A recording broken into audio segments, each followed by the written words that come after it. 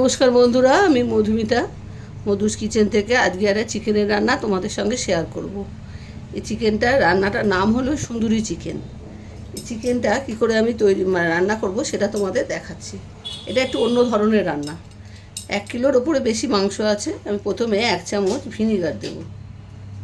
1 চামচ ভিনিগার দিলাম।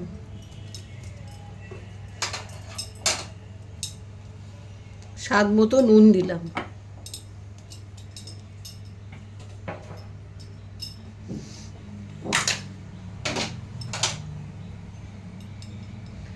আদা, রসুন আর জিরে বাটা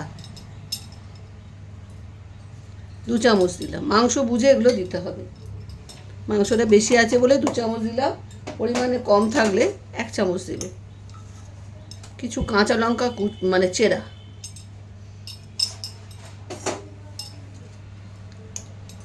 টমেটো কুচি,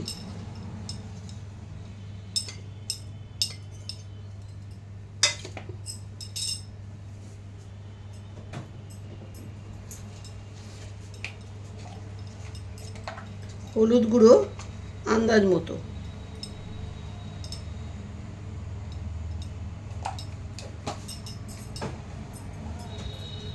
আর দেবো কাশ্মীরি লঙ্কার গুঁড়ো 1 চামচ কালারের জন্য।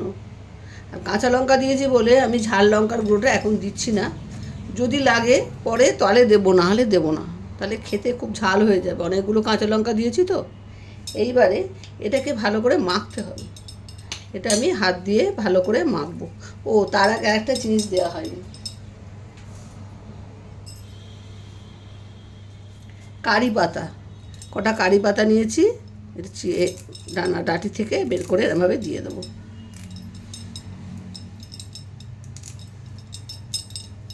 অল্প কটা, 4-6টা ডাঁটি নিলেই হয়ে যাবে। এবারে এটাকে ভালো করে মেখে কিছুক্ষণ রেখে দিতে হবে।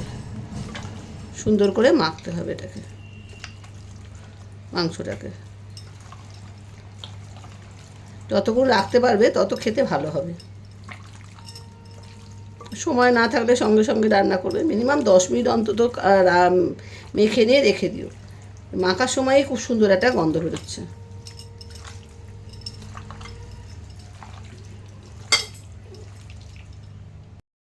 ভালো করে 5 মিনিট ধরে আমি মাখালাম মাংসটাকে। দেখো কি সুন্দর মাখা হয়ে গেছে। এইবারে আমি আরও 5-10 মিনিট রেখে দেবো। রেখে দিয়ে রান্নাটা করব। এই ফাঁকে আমি কি করব, এই মাংসটা যতক্ষণ ম্যারিনেট হবে ততক্ষণ আমি কী করব সেটা তোমাদের এবারে দেখাবো। এটা এবারে ঢাকা দিয়ে রেখে দিচ্ছি। ভালো করে মাখা হয়ে গেছে। এটা ঢাকা দিয়ে রেখে দিই 10 মিনিটের মতো। যত সময় রাখবে তত ভালো হবে খেতে। আমি 10 মিনিটের জন্য রাখছি, রেখে তোমাদের তারপরে দেখাচ্ছি কি রান্না করব। কড়াই বসিয়ে দিয়েছি ইন্ডাকশানে, সর্ষের তেল দিয়েছি। তেলটা গরম হয়ে এসছে। তেলের মধ্যে পেঁয়াজ কুচি দিয়ে দিলাম।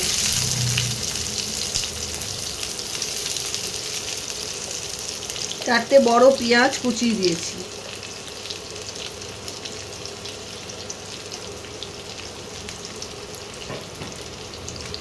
এবারে পেঁয়াজগুলোকে একটু ভাজতে হবে। মিডিয়ামে আঁচ রেখে গ্যাসে, আর ইন্ডাকশানেও মিডিয়ামে রেখে এটা ভাজতে হবে। বেশি জোরে ভাজলে আগুন বেশি জোর থাকলে পেঁয়াজটা পুড়ে যাবে। মিডিয়ামে রেখে পেঁয়াজটাকে একটু ভাজতে হবে। একটু পেঁয়াজটা ভাজা হোক, তারপরে কি করব তোমাদের দেখাচ্ছি। পেঁয়াজের কালারটা চেঞ্জ হয়েছে। এই সময় দিয়ে দেবো আমি ক্যাপসিকাম টুকরো। এইভাবে ক্যাপসিকামগুলো কেটেছি, এগুলো এর মধ্যে দিয়ে দিতে হবে। এবারে ক্যাপসিকাম আর পেঁয়াজটাকে একটু ভালো করে ভাজতে হবে। সেই জন্যে আমি পেঁয়াজের কালার চেঞ্জ হওয়ার সঙ্গে সঙ্গেই ক্যাপসিকামগুলো দিয়ে দিলাম। তাহলে পেঁয়াজ আর ক্যাপসিকাম পুরো ভালো করে ভাজা যাবে। এবারে পেঁয়াজ আর ক্যাপসিকামটাকে একটু লাল লাল করে ভেজে নিতে হবে। দেখো বন্ধুরা, এইভাবে ভাজতে হবে। এই যে লাল লাল হয়ে এসছে পেঁয়াজ আর ক্যাপসিকাম। এইবারে আমি মাংসটা দিয়ে দেবো।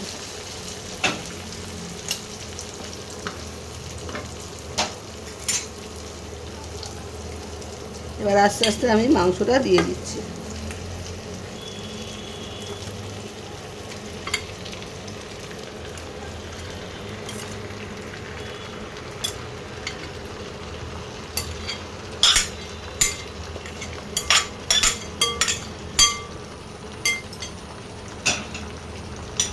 এইবারে মাংসটা পেঁয়াজের সঙ্গে কষাতে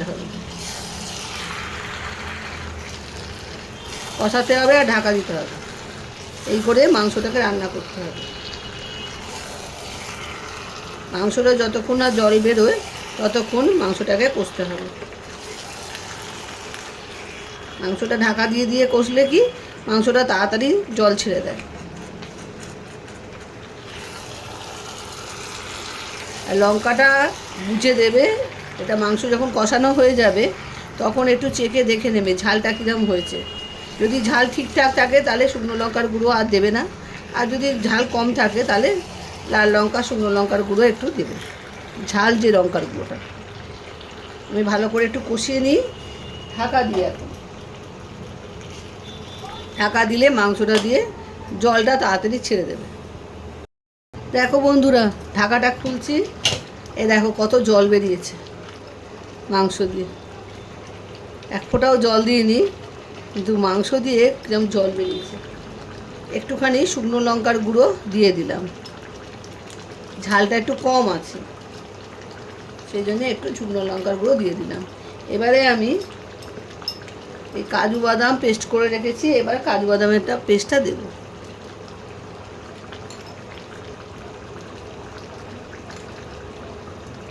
দু চামচ দিলাম,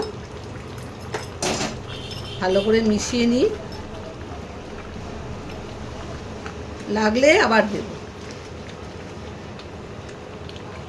আর একটু লাগবে। আর 1 চামচ দিয়ে দিলাম। 3 চামচ কাজু বাদাম পেস্ট দিলাম। এবারে আবার মাংসটাকে ঢাকা দিয়ে ওই মাঝারি আঁচেই ভালো করে আবার ঢাকা দিয়ে দেবো।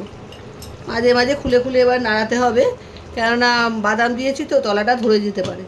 সেই জন্যে এখন একটু ঢাকা দিয়ে আবার একটু বাদে আবার ঢাকনাটা খুলে একটু নেড়ে দিতে হবে, কেন এটা জল পড়বে না তো, এইভাবেই সেদ্ধ করতে হবে।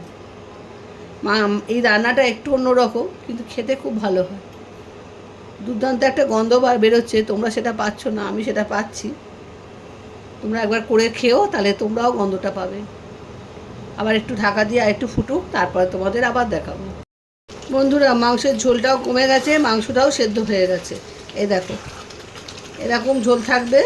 এরপরে আমি নামানোর আগে এবারে নামিয়ে ফেলবো। নামানোর আগে কি করব সেটা তোমাদের দেখিয়ে দিচ্ছি।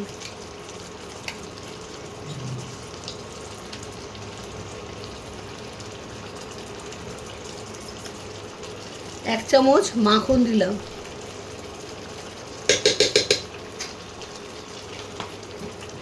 আর দেব 1 চামচ গরম মশলার গুঁড়ো দিয়ে ভালো করে মিশিয়ে নেব। নিয়ে এটাকে ঢাকা দিয়ে দেবো। ঢাকা দিয়ে আর গ্যাস, ইন্ডাকশান বলো গ্যাস বলো, তোমরা যাতে রান্না করবে সেটা বন্ধ করে দিতে হবে।